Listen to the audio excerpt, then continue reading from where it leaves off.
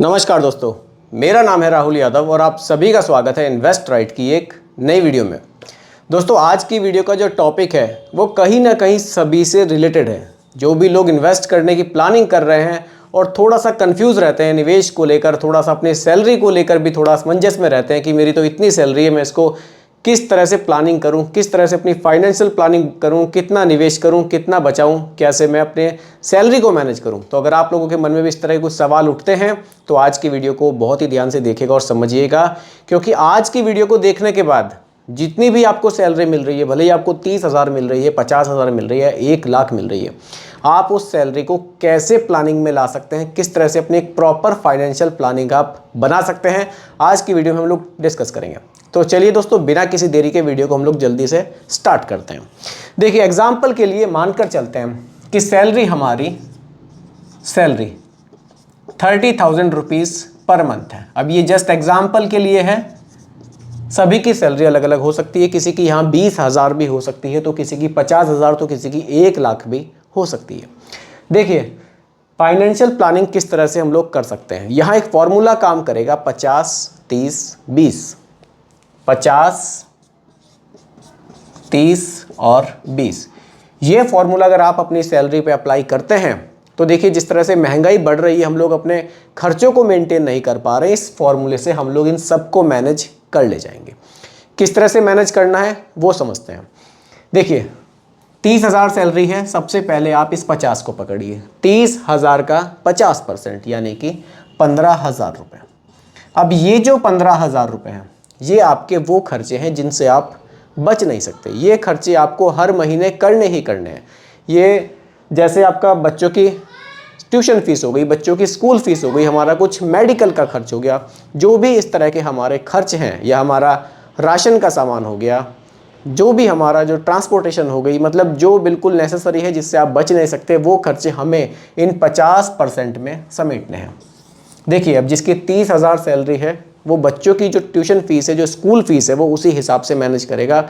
उसी तरह के स्कूल में बच्चे पढ़ेंगे कि वो उस फीस को, उस लेवल को मेंटेन कर सके। जिसकी सैलरी 1,00,000 रुपये है, हो सकता है कि उसकी जो बच्चों की स्कूल फीस होगी वो इनसे ज़्यादा होगी। तो 50% जो हमारा है यहाँ पर, इससे ज़्यादा ये खर्च नहीं जाना चाहिए। अगर आपका ये खर्च 30,000 सैलरी है, 15,000 रुपये को क्रॉस कर रहा है, तो इसका मतलब आप ओवर खर्चा कर रहे हैं। इसको आपको थोड़ा सा मेंटेन करने की यहाँ ज़रूरत पड़ेगी। आगे बढ़ते हैं। आगे आता है हमारा 30%। आपको क्या करना है, 30,000 का 30%, ये हो जाता है 9,000 रुपये। 9,000 रुपये। अब दोस्तों, ये 9,000 रुपये आपके पास जो बचते हैं, ये आपके उन खर्चों के लिए है जिनमें आप एडजस्टमेंट कर सकते हैं। यानी कि उन खर्चों को आप कर भी सकते हैं, उन खर्चों को आप स्किप भी कर सकते हैं। आपकी कोई 2 महीने बाद की कोई प्लानिंग है, आपको किसी टूर पे जाना है, घूमने जाना है, बच्चों का बर्थडे है, कुछ भी, ये 9,000 रुपये आप इन चीज़ों के लिए रख सकते हैं। मतलब ये कंपलसरी नहीं है खर्च करना, इसमें थोड़ा सा एडजस्टमेंट किया जा सकता है। जबकि जो ऊपर के ये 15,000 रुपये थे, यानी कि जो आपकी सैलरी का 50% था, इसमें आप कहीं भी पैसे को बचा नहीं पाएंगे। इतना तो कंपलसरी खर्च ये आपका होना ही होना है। बाकी का 9,000 रुपये है, इसमें एडजस्टमेंट की गुंजाइश रहती है। अब बचता है हमारे पास कितना, 20%। 20% कितना बनता है दोस्तों, 30,000 का 6,000 रुपये। अब ये जो 6,000 रुपये हमारे पास बचता है, इसको हमें करना है इन्वेस्ट। इन्वेस्ट करना बहुत ज़रूरी है, क्योंकि जिस तरह से महंगाई बढ़ रही है, उस तरह से महंगाई को बीट करने के लिए हमें निवेश भी करना होगा। इन्वेस्टमेंट के लिए 20% मेरे हिसाब से सफिशिएंट है। बाकी के जो 9,000 रुपये आपके पास बच रहे हैं, इनको आप थोड़ा सा इसमें से सेव भी कर सकते हैं। थोड़ा सा एडजस्टमेंट यहाँ 9,000 रुपये का मैंने रखा है, इसको आप अपने हिसाब से अप डाउन कर सकते हैं। लेकिन ये जो 50% है और ये जो 20% है, ये तो आपको इसी तरह से लेकर चलना होगा। कोशिश करें जो 50% आप खर्च कर रहे थे, ये इससे ज़्यादा ना निकले। अगर ये इससे ज़्यादा निकलेगा, इसमें आपकी शायद कोई EMI भी ऐड हो सकती है। अगर ये इससे ज़्यादा निकलेगा, तो इसका मतलब आप ओवर खर्च कर रहे हैं, फिर आपको थोड़ी सी प्रॉब्लम आ सकती है। लेकिन अगर प्रॉपर प्लानिंग से चलेंगे तो वाकई महंगाई को भी बीट करेंगे, फ्यूचर के लिए पैसा भी जोड़ लेंगे, और आपका जो डेली की जो दिनचर्या है, आपकी जो खर्चे हैं, उसको भी आप मैनेज कर ले जाएंगे। तो ये जो 20% है, 6,000 रुपये अब ये आप इन्वेस्ट कर सकते हैं। अब इन्वेस्टमेंट के जो ऑप्शंस हैं, ज़रूरी नहीं है कि आप सारा पैसा म्यूचुअल फंड में ही निवेश करें। कुछ गवर्नमेंट स्कीम्स भी आपको देखने को मिलती हैं, आप उनमें भी निवेश कर सकते हैं। कुछ पैसा आप इंडेक्स फंड में भी डाल सकते हैं, जहां आपको रिटर्न 14-15% के आसपास मिलता है। लेकिन लॉन्ग टर्म में 14-15% का रिटर्न भी आपको एक कंपाउंडिंग की पावर आपको यहाँ देखने को मिलेगी, तो अच्छे रिटर्न्स आपको दे सकता है। अगर आप यहाँ पर 6,000 रुपये महीना का निवेश करते हैं, 6,000 रुपये महीना का निवेश आपने स्टार्ट कर दिया, बाकी के आपके खर्चे तो सैलरी से मैनेज हो ही रहे हैं।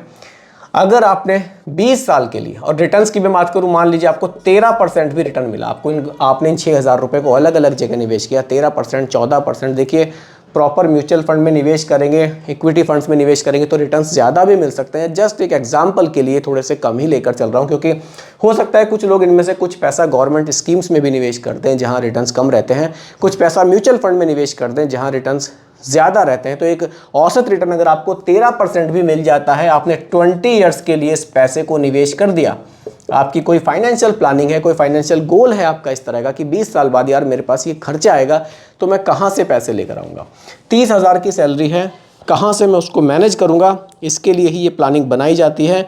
अब देखिए SIP के थ्रू अगर आप, ऐसा कैलकुलेटर के थ्रू अगर आप यहाँ देखें, आपका टोटल 6,000 रुपये महीना का निवेश है और रिटर्न्स मैंने यहाँ केवल 13% के रखे हैं और 20 साल के लिए आप इसको निवेश करते हैं, तो जो 30 साल के बाद वैल्यू है वो, 20 साल के बाद जो वैल्यू है वो आपको लगभग 68 लाख रुपीस की देखने को मिल सकती है।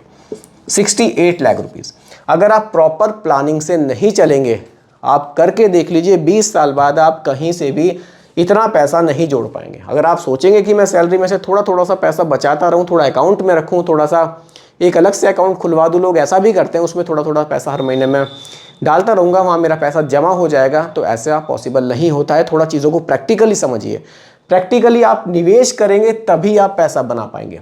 रिटर्न केवल 13% जोड़ा है, अगर पैसा अच्छी जगह निवेश करेंगे, अच्छे रिटर्न मिलेंगे तो ये पैसा आपका और भी ज़्यादा बन सकता है। तो इस तरह से आप एक फ्यूचर के लिए बड़ा अमाउंट अपने लिए रख सकते हैं। हो सकता है रिटायरमेंट के टाइम पर भी आपको एक प्रॉपर प्लानिंग आपकी रहेगी, तो आपको शायद किसी तरह की और फंड्स की ज़रूरत ना पड़े, आप इन्हीं से अपना रिटायरमेंट भी सिक्योर कर ले जाएं, बच्चों की शादी सिक्योर कर ले जाएं, उनके लिए जो आपको हायर एजुकेशन के लिए पैसा चाहिए वो आप सिक्योर कर ले जाएं। इस तरह से आपको प्रॉपर प्लानिंग एक बनानी चाहिए।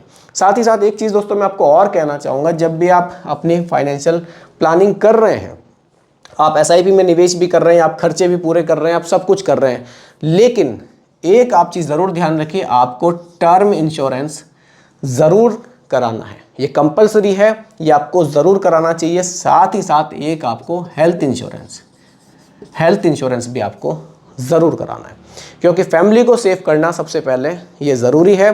अगर आप टर्म इंश्योरेंस अपना करा लेते हैं, किसी भी तरह की मिस हैपनिंग होने के बाद एक अच्छा पैसा फैमिली को मिल जाता है ताकि वो सर्वाइव कर ले जाए। लेकिन अगर हमारे पास टर्म इंश्योरेंस नहीं रहेगा तो ये भी एक सही चीज़ नहीं है। हेल्थ इंश्योरेंस से क्या रहेगा, हेल्थ इंश्योरेंस से किसी भी तरह की मेडिकल कंडीशन अगर बनती है तो हेल्थ इंश्योरेंस वहाँ हमें हेल्प करेगा।